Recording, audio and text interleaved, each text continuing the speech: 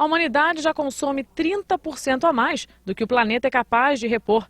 A afirmação é de um estudo da WWF, uma organização não governamental dedicada à conservação da natureza. Em 100 anos, a atividade econômica aumentou 10 vezes. Só a população do hemisfério norte consome 70% de toda a energia produzida no mundo. Um assunto delicado que envolve conceitos econômicos, políticos e sociais.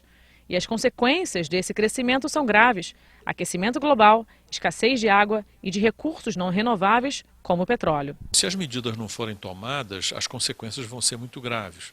As mudanças climáticas podem sair de controle, isso vai significar um aumento do nível do mar muito maior do que aquilo que está sendo previsto, portanto todas as cidades litorâneas vão sofrer muito com relação a isso. Isso vai significar cada vez mais eventos climáticos extremos, mais frequentes e mais fortes. Nós já estamos vendo isso acontecer no sul do Brasil. Santa Catarina, por exemplo, está sendo atingida, a região sul de uma maneira geral, por chuvas cada vez mais intensas e com frequência cada vez maior. A solução? O desenvolvimento sustentável capaz de atender às necessidades de hoje, sem comprometer o futuro das novas gerações.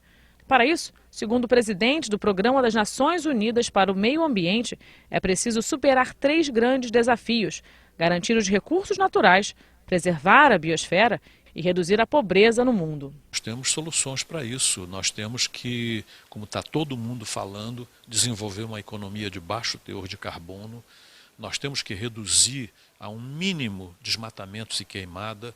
Nós temos que ser mais eficientes no uso de combustíveis. Nós temos que economizar recursos naturais não renováveis. Nós temos que reciclar cada vez mais. Então existe uma série de medidas que a humanidade pode fazer e se nós todos fizermos, isso faz uma diferença muito grande. Não é dizer que uma pessoa só não faz grande diferença.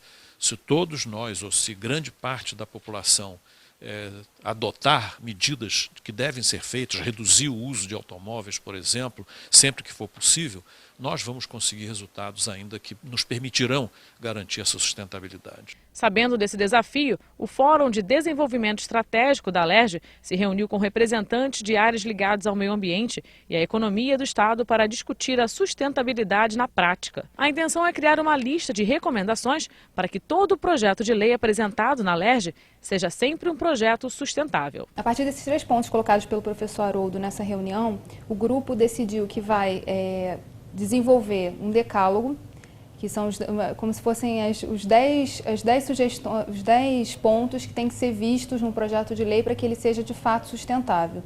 E em cima dessas sugestões a gente vai fazer uma cartilha para distribuir para os deputados e para os assessores parlamentares e pretende desdobrar isso ainda mais, indo mais além um pouquinho, sugerindo à Casa que, a partir de então, ela passe, por meio que as comissões permanentes da Casa analisem também, além da constitucionalidade, se o projeto, enfim, atende os requisitos de cada uma das comissões, também se esse projeto é sustentável ou não. Para que o Rio de Janeiro seja, enfim, esteja na vanguarda e absorva esse discurso da sustentabilidade como um tema transversal a todas as coisas que estão sendo discutidas aqui na Casa.